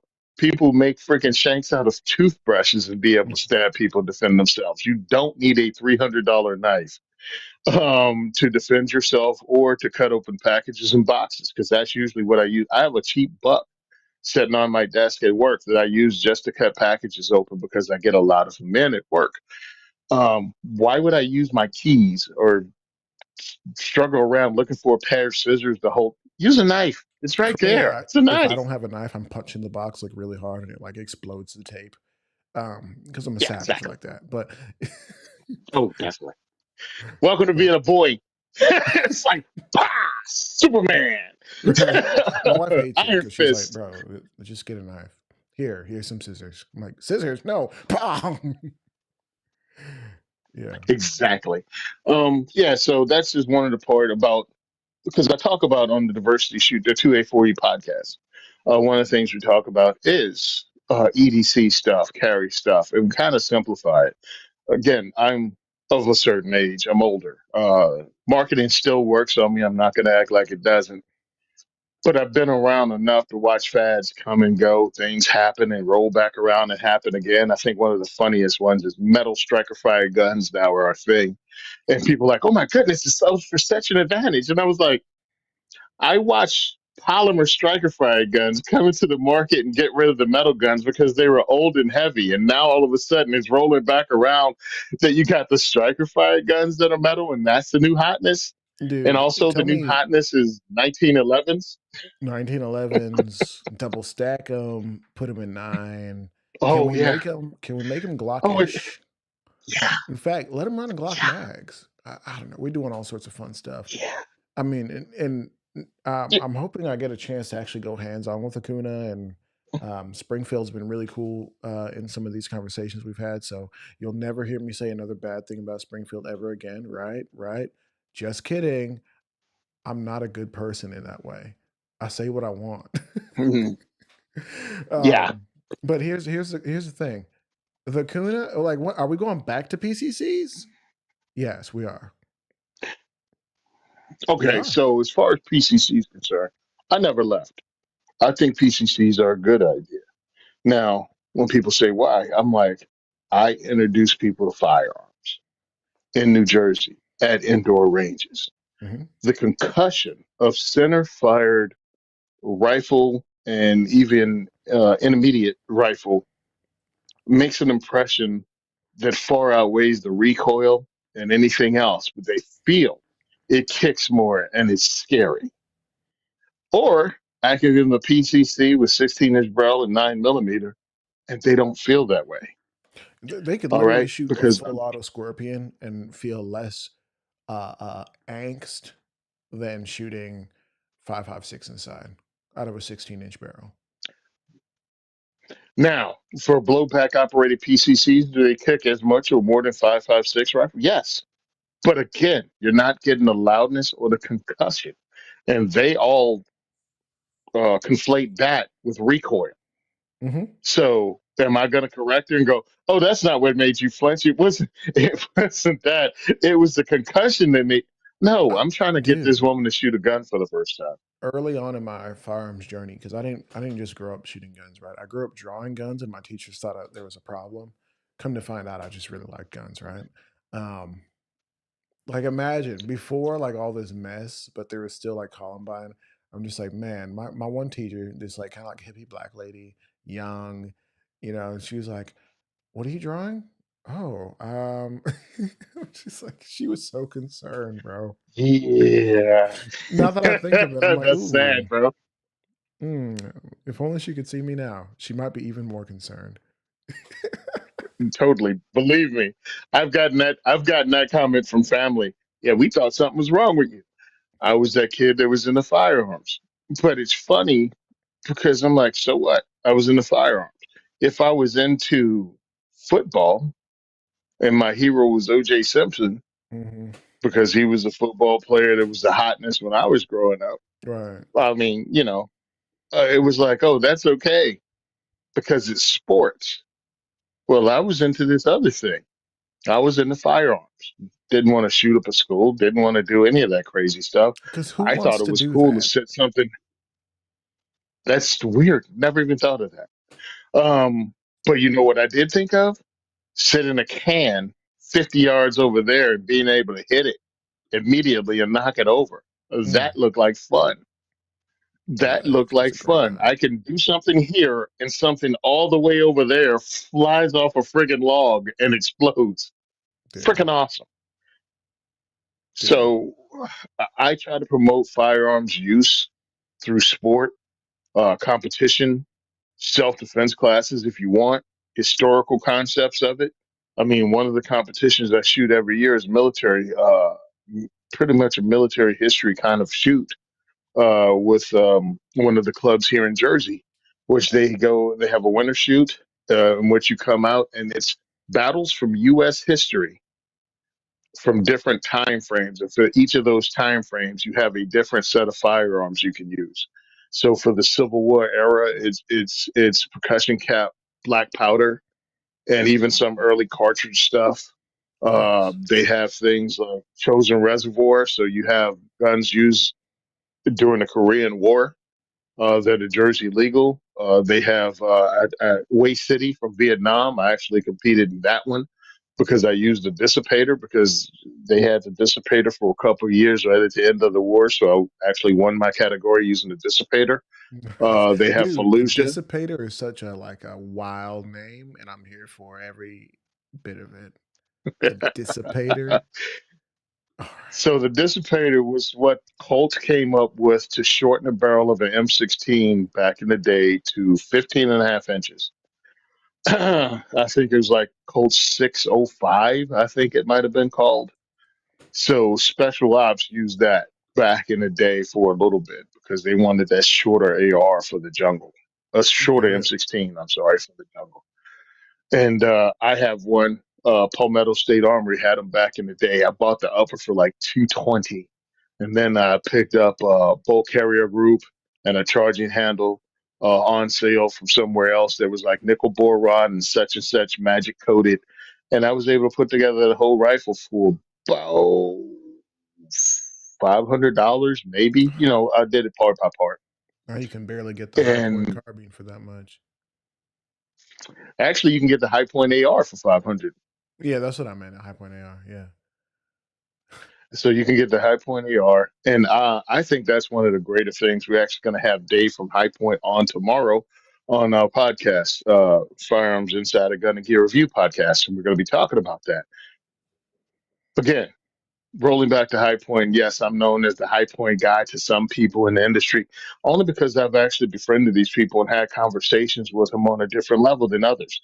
I didn't come with my hand out. I was just telling the guy about the work we were doing in Jersey, and he gave me guns. Because again, the owner of High Point believes in the Second Amendment, believe in arming people. That's why High Point has those single stack magazines because he wanted to have something that was 50 state legal that everyone could afford. That's the slot he's in. Same thing with the pistols. Yes, they could do double stack pistols. They could do other stuff, but one, keeping the cost down and the ability for everybody to get one and a lifetime warranty on this very inexpensive gun you had. Great dude. And now when they got to the AR-15 world, he had a price point for that too. You got a mil spec AR, all right, mil spec AR with it looks like a nickel boron coated trigger. It's some work done to it because the trigger's smooth as heck, Mhm. and it is not a black trigger, so it looks kind of like the ACT trigger by ALG, and it's just smooth. So, but it's 6 pounds. It's a way to have regular people buy into it, especially if you went to the high point, world. You bought your first carbine, it was a 9 millimeter high point 995. And you're like, I want an AR, but who do you go to? Because there's a bunch of people out there, and there's a bunch, there's one less now. AR companies that are starting off in that $300 to $500 range. Delton went out of business. Mm. So Delton's no longer there. Wyndham Weaponry is no longer there. Um, so High Point stepped in and they have a $500 price for both their 16-inch rifle and their 10.5 inch 5.56 and their 10.5 inch 300 blackout for $500. Again, with the lifetime warranty from High Point. I mean, that's pretty So good, especially if you I think the amount of sales on the memes alone are going to be insane. Like, I actually got a comment on the high point video that we did Hmm. talking about, hey, so I'm going to get this, and then I'm going to do this and this and this just to piss off the purist. You know what I mean? The I do it AR-15 all the premium time. bros. My last video about not video, but my last review on High Point 995 carbine says the number two reason to get a High Point means pissing off the internet. It's awesome. Buy yourself a It's amazing. $500 High Point carbine and then make yourself a Mark 18 clone with it. And you know, I guess we transition to the last topic of the night. Um, Speaking of pissing off the internet with cheap and inexpensive things, we had a conversation with Gideon Optics, and between yesterday and today, nearly 10,000 adult males, I'm assuming, have consumed the video as a 20-minute, interview style conversation with Mike from Gideon Optics. He used to work at Swamp Fox before that at PA, I think. And so many people watching that video got the impression that he owns the company. He was very clear that he does not. He just works there. But hey, you know what? So be it. So be it. Um, but there's this huge like chasm between the two people who are watching and commenting because 10,000 people comment, about 70, I'm sorry, 10,000 people watch, about 70 people comment, a bunch of people like, a few people dislike Hmm. because they're just so bitter and angry. And Hmm. the consensus has been, and I'm sure you can tell, between the guys who are like, I would never trust a optic that's less than $700 with my life, and then the guys who are just like, listen, like, maybe you get something a little nicer for like the thing that you really, really, really, really want to like, beat up. But for your quote unquote range toy, which I have a problem with that name, but because guns aren't toys.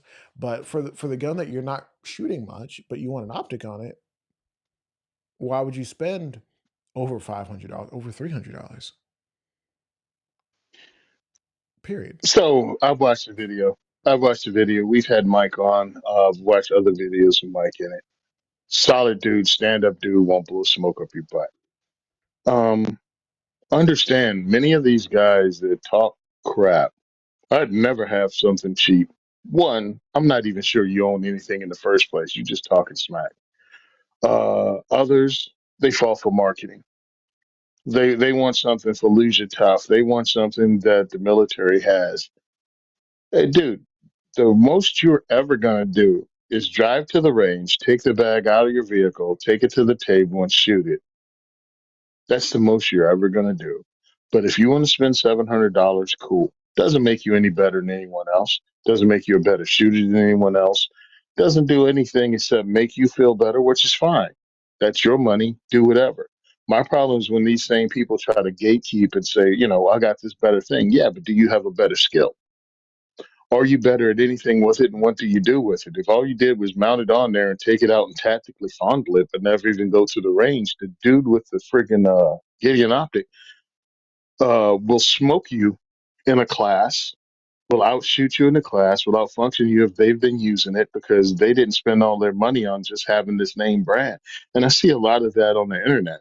They do their clone builds, which is the biggest group, one of the biggest group of a-holes out there, serious clone builder. But you build your thing, shoot your thing, run your thing, be good with your thing. You'll learn that you're not better than anyone else, man.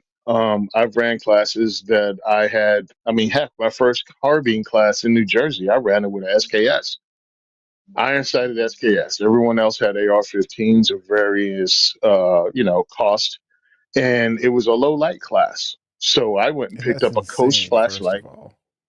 You're running a low light class Yeah, with an SKS.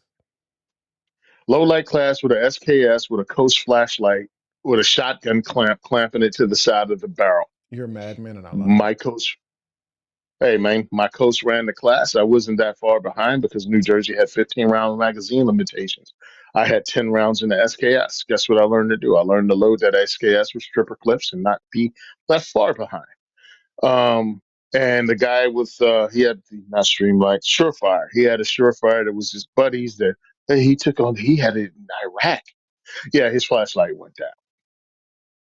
His flashlight went down. My freaking cheap coat stayed up, and I ran the class with it. And then I did the coolest thing ever. At the end of the class, I talked to the instructor, and we were doing our last run. And I fixed the bayonet on my SKS, and I actually charged down there and stabbed my target. It was awesome You're a madman. because I can. You know, the hard thing is, like, all the things that we talk about are electronic or mechanically based items that are manufactured goods, and they can all fail. The amount of people who have told me, like, yeah, I've had Trigicon SRO, I've had this and that, I've had Delta Point Pro, and it broke, or it flickered out. I had 2 in a row that went bad. Like, I've had these conversations in the past of, all the quality optics out there by, Leupold and, Trijicon, and Hmm. even, you talk about Holosun, they're not perfect, even though they're one of the more reputable brands that are not trying to kill you with the wallet. You know what I mean? Hmm. Um, there is no magic pill. And I'm not trying to say, like, hey, listen, buy a Gideon because it's the perfect thing. But don't dismiss it wholesale because it doesn't cost 300. I mean, shoot, freaking Siley has barely anything over 300. Now, I think the biggest issue is they're ugly, but eh. I have two Gideons. I have the judge and I have the advocate. I have the Mm, Prison Optic 1X Prism. It's very good. I have it on a 22. I've ran competitions with it. It works. The judge I have on a I have on a 1022 that's set up in a high tower armory kit that looks like a P90 with a suppressor on it. mm, Kids love this thing when I introduce them to firearms with it, and adults love it too. I picked up a friend of mine worked for Olight, and they gave me an Olight weapons mounted light with a laser on it. Dude, I zero the laser. I have it set up so when we go to the kids shoot, they're looking at it like Escape from Tarkov. They're seeing every video game out there, and they get to run this thing, which doesn't bother me because it's 22. If they were shooting 5.7, it'd be like pearl clutching time. But I throw this thing together, man. They love shooting it. They have a smile on mhm. their face because the kids are getting into firearms now through video games and movies, just like we got into firearms through movies and, oh, yeah, video games and TV shows. And it What? goes back to before that, just TV shows, and before that, radio shows, and before that, solid freaking movies. Like, people have gotten into firearms through entertainment, and nothing has changed except that entertainment. Give them what they want. Quit making up bullcrap rules. And why would I buy a Trigicon red dot to introduce kids to firearms? So cool that you want to buy the best of the best for your firearm because that's your poop hits the fan, fantasy band camp bullcrap gun. Good on you. Good on you.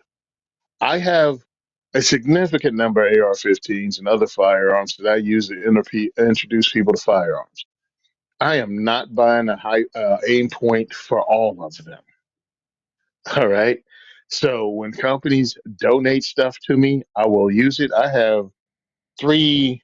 I have three Vortex right here that were given to me by a guy who started off his red dot journey with Vortex optics. And as he got better and found out what was good, what was bad, and what he liked, he transferred over and changed to Trigicon. He gave me these red dots. Guess what I'm using when I bring out pistols and I do other things? It's going to have these red dots he gave me. If you want me to have something different and you think I shouldn't have that, then send me something more expensive. Other than that, hey, keep it to yourself, baby. I was reading the That's, comments. Go dude. ahead, man. That's what I've encountered because I've been doing some security work over the last over 6 months. I've been doing some with a different company. I've done security work much before then, but you run into different people with different skill sets, different gear. Oh, you're running this vest. You're wearing these pants. Oh, I've seen that jacket before. Actually, I got one just like it. Oh, you're running a Mhm. Ruger for your work gun. That's crazy. And your mags are backwards, first of all. But Yeah. stuff like that. here's the thing, bro. Like, unless I've seen you, and some things are like tells, right? We can assume a certain amount, but at the end of the day, if you don't like that somebody carries a Ruger or name a firearm, because shout out to Ruger for doing great by Kids to Kings and Kevin Dixie and his crew, um, really taking care of those kids that came out to the NRA show. Um, if you don't like that somebody has a certain gun, like, oh, why would you not carry a Glock for work? Oh, whoa, you carrying a 320? Listen, like, I get it. There are certain things that are concerning, but unless you are willing to go buy somebody a gun, shut your pie hole. That's Yeah. simple. Right. So you might not remember it. I do. 2019, New Year's, Alabama. There was a woman named Toya that was involved in an incident Oh that yeah. almost turned into. You remember this one? Well, I've heard Toya of this one. This was is a little bit before my time. she ran her own security company. She was Yeah. working with her crew. She's the only one that's armed. She was the boss. I mean, she still is the boss, but she was running her crew. And they had a guy who got into a fight. They separated the guys, took him outside, told him they can't come back, or told the guy to instigate he couldn't come back. He went to the car, got his AK, and was coming back into the party. Toya was outside and saw this guy started shooting at her security guards.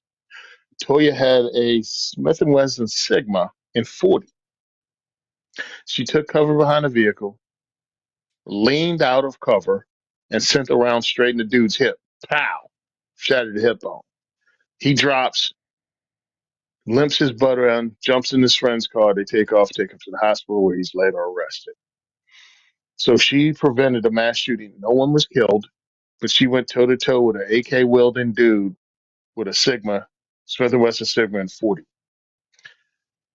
She went on the news later that day, gave a very good account of herself. She was with the 4th Infantry Division when she was in the military. She was with the Wolfhounds, and she was proud of that.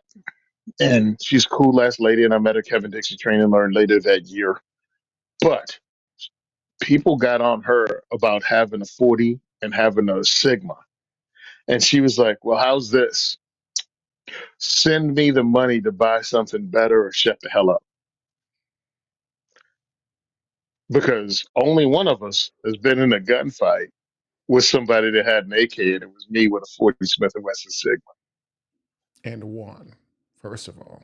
and one. Yeah. And she's a badass chick. I think it's called Lioness Defense or something like that. She's on Instagram and she's an awesome lady. Yeah. It's interesting because there's so many people out there who have interesting stories of like the people say like, hey, you ever get in a shooting? It's like the worst day of your life. And they're bro, like I've personally never been in a shooting. Been in a lot of weird encounters, especially with security. Um, I think I still do it just for the stories. Like Oh, first night yeah. I'm working at this Lots of one stories. site. This little girl is when I say little girl, she's like early 20s at a club style establishment. Trying to I guess have a good time before Thanksgiving, and they're freaking out about something, and she's crying on the phone, and then this older guy is like yelling at her and berating her and talking about we're not really mad at you though, we're mad at somebody else, and it turns into a whole thing. Somebody's grandma pulls up, somebody else pulls up, somebody's brother pulls up. There's a big pot on the ground, and then my guy Rogers comes out of nowhere with a big can of MK9, just like the big can though, and just like hoses the ground. And my happy self like sees a guy running into the pile, and I'm just, oh shoot, I gotta get him. And I went to go grab him, and it reminded me of playing football where you go to tackle somebody, you go to wrap up, and you realize this guy's charging like full speed ahead. But now we're both in like a cloud of pepper spray, and I can feel it. I'm just like, oh, bad decision. Let me back out. Bump into someone's grandma who's trying to get into a fight. She's mad at me for bumping into her. I'm just like, you know what? I'm fighting for my life right now. I don't care. But point is, Wow. You punched. Uh huh. I push someone's grandma. Yeah. So the point Yeah. is, you end up in these crazy situations, and they are not good days in your life. And until you actually pull up and like face these things for yourself with whatever gear you got, like who knows? But and I say that to kind of come back to your original point. You talking about a little bit earlier. You were talking about running an SKS with this crappy flashlight, and it wasn't even mounted correctly, but you outshot a bunch of people there. Even like according to difficulty level, right? And other people's gear is going down, and yours is still running. And the question is like, have you ever pressure tested your stuff? Like even on the range, have you like really pushed? Like, I mean, we got the shot timer over there that we're giving away from Shooters Global. Like, have you ever put yourself under shot timer? You know, most people haven't. Nope. You're buying your gear because your favorite talking head on the internet said it was good, and you're Mm-hmm. strapping it on 100% believing that it's going to work, and you've never ran it. You've never put yourself in an uncomfortable position. Oh, and by the way, nobody says the shooting you get involved in is going to be the worst day of your life, especially if you save your own family. It's not the Mm. worst day of my life. All right. And yeah, I used to bounce too. I bounced and I didn't work security. I bounced in a strip club, and there's always stories. And mine was in the Marine Corps while I was in the Corps, and it was at a restricted off limits freaking strip joint. So I was not covered when something happened. And more than likely, I could have been kicked out of the Corps if anything would have went down that ended up in the newspaper at the police station. So yeah, a lot of people haven't been in anything or done anything, but they have a whole bunch of opinions because it's the internet. Yeah. Shooting competition is one of the easiest ways not to risk your life, but to put yourself under pressure and your gear under pressure because you're running on the clock. And if anything can go wrong, it will with very little risk other than what? Embarrassment. Don't be embarrassed. It's a learning thing. Nice. Dude, I CNT got one Design. right there. CNT Right Designs and there. Firearms says, I have said it on streams. The first handgun I ever purchased was my own with my own money was a 40 cal high point. E what it E. Right there. Patty $100 Bakers and bill Howdy. grips. And CNT also says, taking classes with Warrior Poet showed me that I was weak in malfunction drills. Putting some pressure on yourself will show you what you got. Yeah. And unfortunately, a lot of people don't have time or the money to really do that. And I hope that we kind of get out of that as we kind of continue to advance. And people like me can encourage you, hey, go take Hold one on. class. Hold on. Okay. Stop trying. Stop looking at famous people to go to class with because your local dude can teach you about 90% of the same stuff Mm-hmm. as a dude that was the Ranger because the Ranger, Navy SEAL, Special Ops guy, the difference between one and the other might be some of the teaching methods, but it's the same lessons, but you're not going to get the war stories probably from your local dude. I don't need war stories. I need time on the trigger. I need exercises that I can take home and do at home so I improve myself, lessons learned, that kind of thing. Also, competition. It doesn't cost much to compete in your local range competition. It cost me $10 Friday to run through two actual stages and improvement. I think they call it improvement drills at the end, where we are learning just to do mag dumps and stay on target in the A zone. That's all it cost me, $10. So stop making 10 bucks is excuses and look that's for nothing. opportunities. Yeah, stop making excuses and look for opportunities. That's what that is. Again, Mm-hmm. $10. The time, hey, bro, listen. The time to figure out if you know how to run your gun is not when somebody's kicking your door in. Seriously. That's not when you're going to learn new skills. So take some time, set it aside. You're not working that much. One of the things you can do is watch YouTube videos and dry fire. You can do that. You can I also try set to up a tell plan to people. defend your family. Yeah. Think People about it. love Like, you coming don't up even with have to have a gun to have excuses. a plan. Like, what's the Yep. plan? What's the plan? How come you don't have one? Oh, and by the way, you're not CQB in your house. Stop it. Have the plan to get your family together in one room. Have a code word. I don't care if it's get your ass into the bedroom now. That could be the code word. Well, depends. Anyway, that could be the code word for your whole family to get into the room that you set up. And hopefully it's your bedroom that you put a solid core door on and decent lock that you can get in there, lock the door, call 911 and get someone to come in. You don't go looking for the bad guy in your house.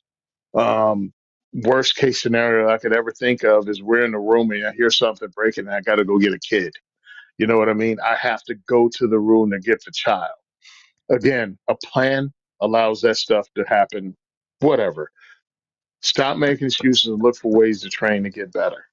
uh, YouTube videos. Not everybody's going to give you good advice. You're going to have to learn to discriminate between it because guess what?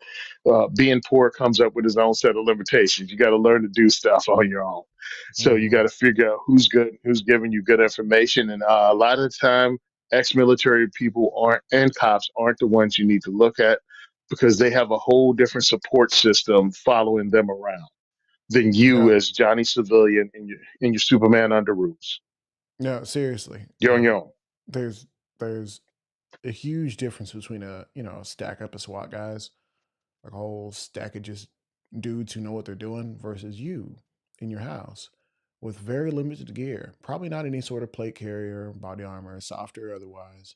In fact, the only armor you got is your how do they say it? Skivvies? Yeah, is that how they say it? Yeah, yeah. Maybe, You got your skivvies maybe. on, and and you remember like a couple games of airsoft as a kid. That's how you peekaboo, peekaboo, peekaboo. It's like no, bro. That's not Right. how you do it. I've been blessed with opportunities to Hmm. take classes. And you know, one of the craziest and one of the easiest ways to get into a good class is host the class. Find the range, and then find out how many students you need to put together to host a class. That way you get the thing for free and you get to take the class, but you might have to get 6, 8, 10 people together to Hmm. host a class at a range. Make those connections. Again, being broke, you can go, man, I don't have no money and I can't do this, or I don't have any money. Let me figure out how I can make this happen. And that's one Hmm. of the ways to make it happen. Yeah. I've hosted CQB classes. We got together with somebody and we learned how to do a low light class, search your house. We did force on force. All that stuff was because I hosted events. You got to get to know people. You can't sit at home on your couch going, I can't do anything. No, you have to get out. You had to get to know people. You got to meet them in the flesh. You got to bring something to the table other than I want for free. Yeah. And now Definitely. I'm tactically thrifty. I want stuff for free 99. I want stuff as cheaply as I can get it at all times. Amen, brother. But I also have to, yeah, I got to bring something to the table too. So luckily, I do the diversity shoots. I can put butts in seats. Over the years of posting almost every day, I've come with a pathetic social media following. Like, I forgot who it was. They asked, how many people you have following you on social media? Well, I have to add up all the accounts. You know what I mean? We got the Facebook account, we got the X account, we got the multiple da da da da. Da. And the number was like 25 or 30,000. I'm like, I never added it up because it really means anything to me. I'm just trying to get my message out. I'm not counting followers. I physically count. I mean, I went and did the maths to find out because these people asked me as part of my media badge credentials. Yeah. How Like many that's followers do you have? it's funny how that works, but because at some point it's got to go beyond like followers and a view and more about the impact. Like I Yeah. actually don't so much care how many views a video got. I'm like, how many people commented and how many people were like discussing things in a video or like sharing what's going on. Or even okay, so like we had a video go up and it got 10,000 views. It got, name a number. But like if I said like, Hmm. hey guys, we're doing community, we're hanging out in the Discord, it's a really fun time. come share. We might give something away. How many people said like, okay, I'm gonna join the Discord and hopped in, and after a week, how many people were still like communicating and building relationships with guys across the country?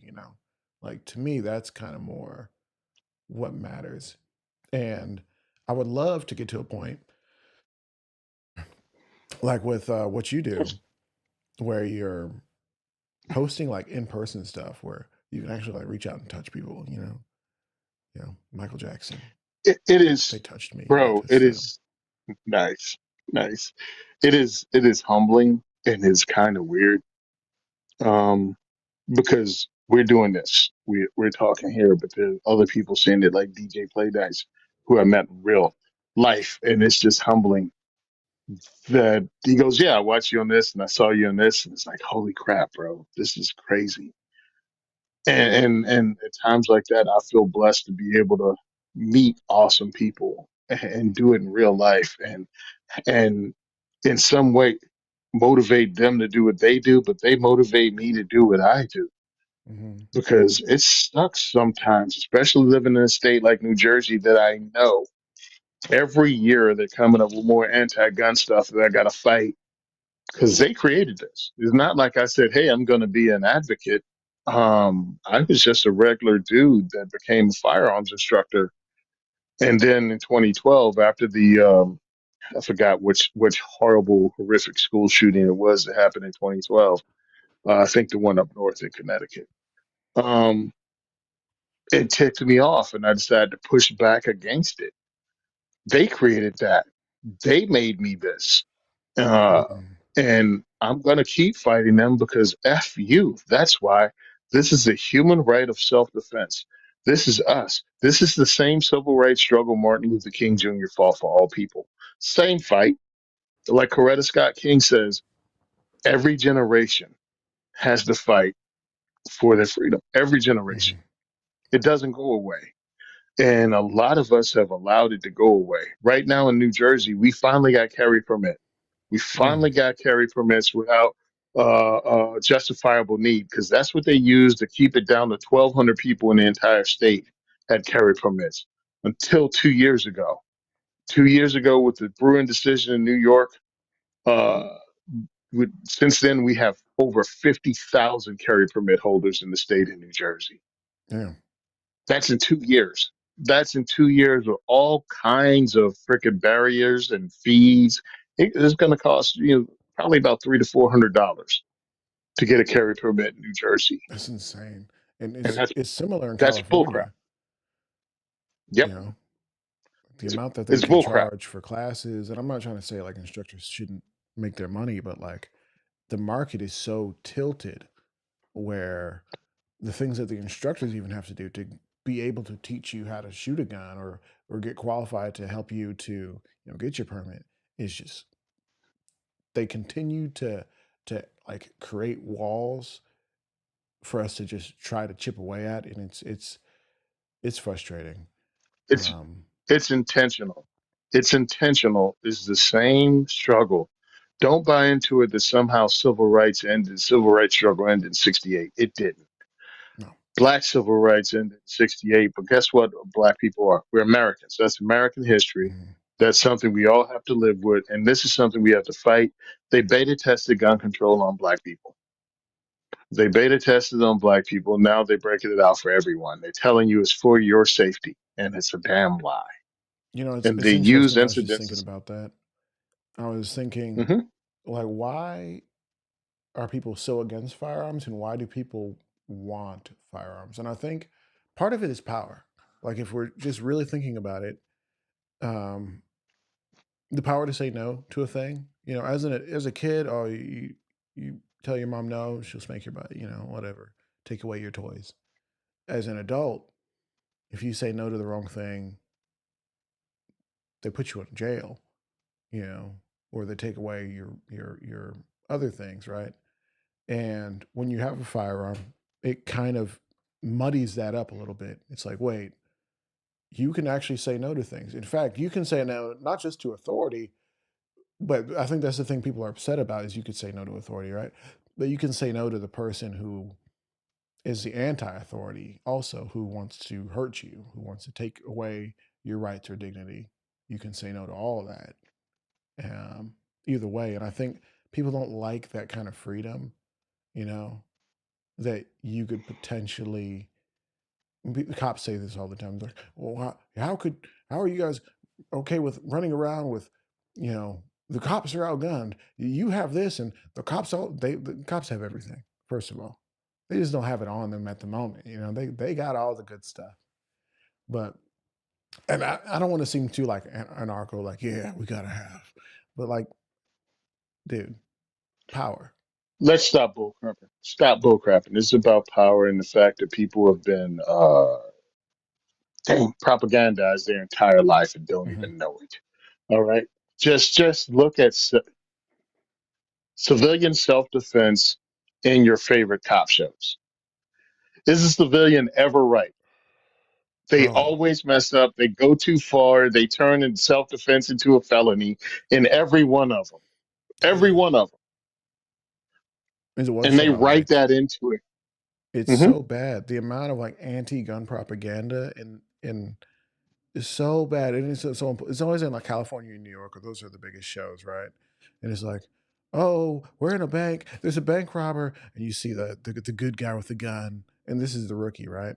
The good guy with the gun. He's there. He's like, I gotta stop this, and the cop's like, no, don't do it. I got this. And then he goes and he pulls out and he shoots a kid or something like that. He's like, what have I Hmm. done? And you're just like, oh my gosh, the Yeah. propaganda. Yep. Hollywood writers and their propaganda. Because meanwhile, in real life, uh, depends on what study, it's between 65,000 and 2.5 million civilians self rescue with a firearm each year, Mm-hmm. way outnumbering every mass shooting, everything else, and even what cops do. It kicks their ass. So yeah, in real life, yeah, armed civilians save themselves every single day, multiple times a day across the nation. And I laugh at that SVU, Special Victims Unit, is one of the bigger ones. And I'm like, yeah, if the victim was armed at the beginning of this SVU episode, they wouldn't have been a victim and the crime would have ended in the first 5 minutes. No, don't stop. Pow, done. End of show. Dun, dun, These, dun. I mean, even some of like the stuff that we learned at like places like Waft and whatnot, where it's like, hey, Uh-huh. let's okay, so gun not even involved. Let's carry the light. We Uh-huh. talk about the light that we're giving away, the Nova from Yep. shameless plug. We're giving away the light. Join the Discord. Links in the pinned, whatever.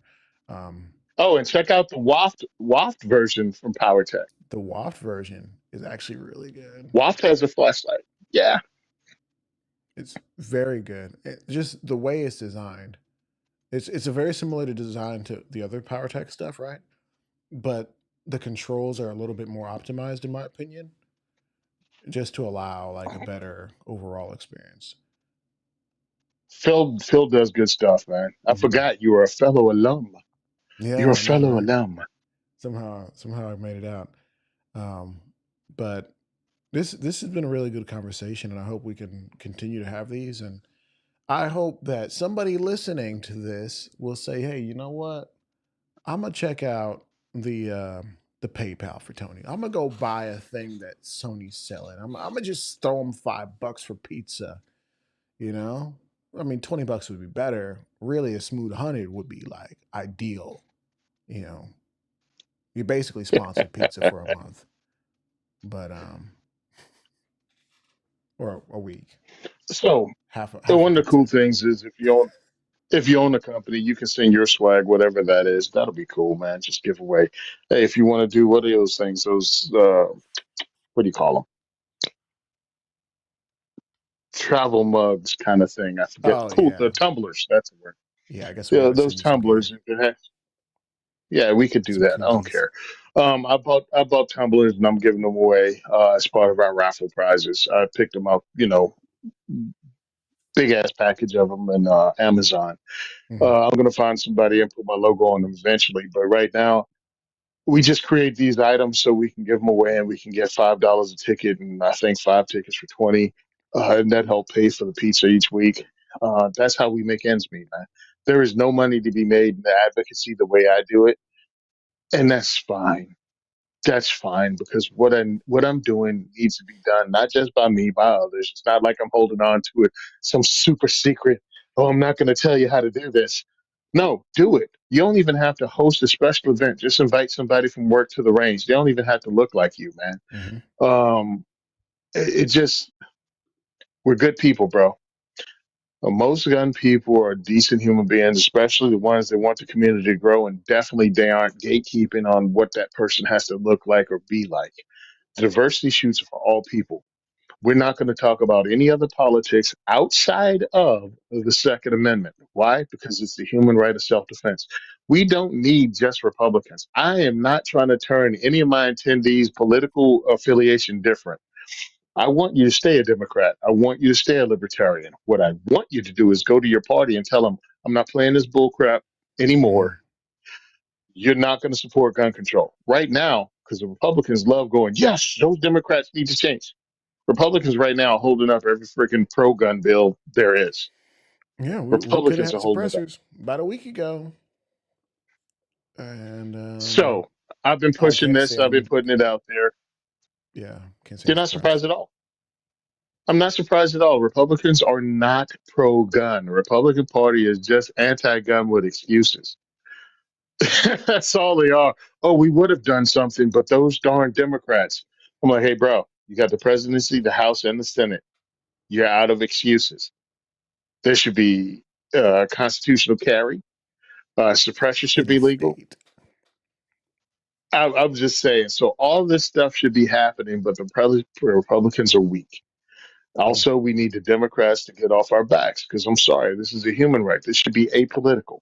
Hmm. So yes, vote for however the heck you want to I vote, mean, but you should every make the every Second people Amendment. group, Go ahead.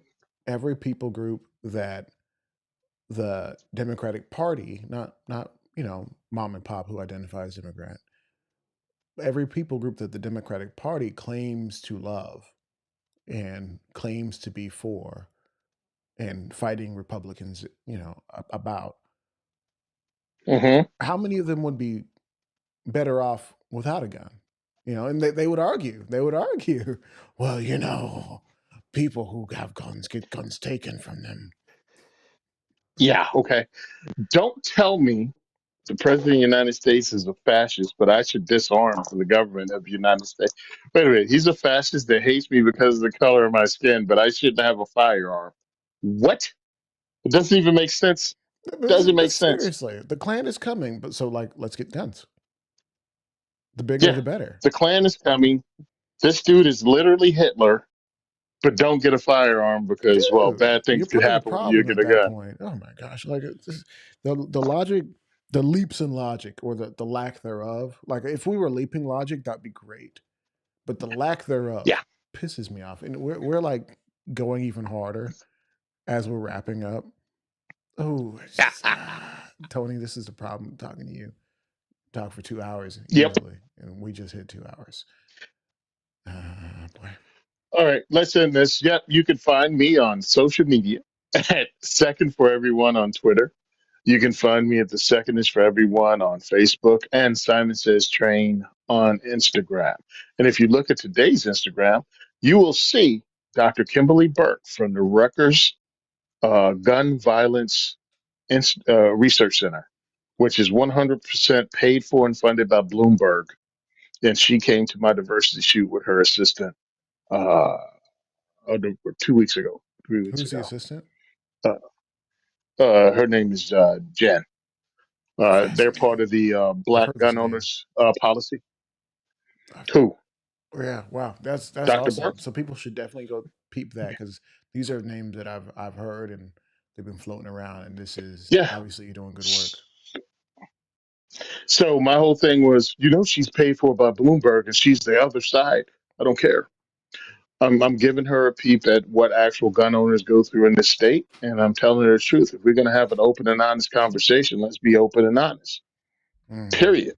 okay. And if she doesn't change her mind, that's fine. But she's been exposed to the truth. Now, if she's going to lie about it, that's going to be on her. I saw the lady is open and honest. You can actually watch the video with her on it. Simon Says Train is the name of my YouTube. It's posted there, or you can go to my IG again, Simon Says Train, and you can look at. She gave 1 minute. Actually, she talked about it for five, and I was like, "Look, can I videotape you?" And you only have to do 60 seconds. She really enjoyed herself. She really Mm. enjoyed herself. I told her I was going to put it on social media, and I did. She's a researcher for Rutgers. Her bread is buttered on being anti gun. What will her research material turn out? I don't know. This woman worked 7 years really hard to become a doctor and be working for Rutgers. Fascinating. All of this is really interesting. And I hope people will go watch it just so we can kind of have a better idea of exactly what's going on. You know? All right, guys, let's kill the stream. God bless y'all. Love y'all. Go check out the links in the description because I want to give these away. And we got to hit 30 supporters first. So if you haven't bought a membership, do that because that actually really helps what we're doing here. All right, guys. Go check out Tony. We love him. Peace.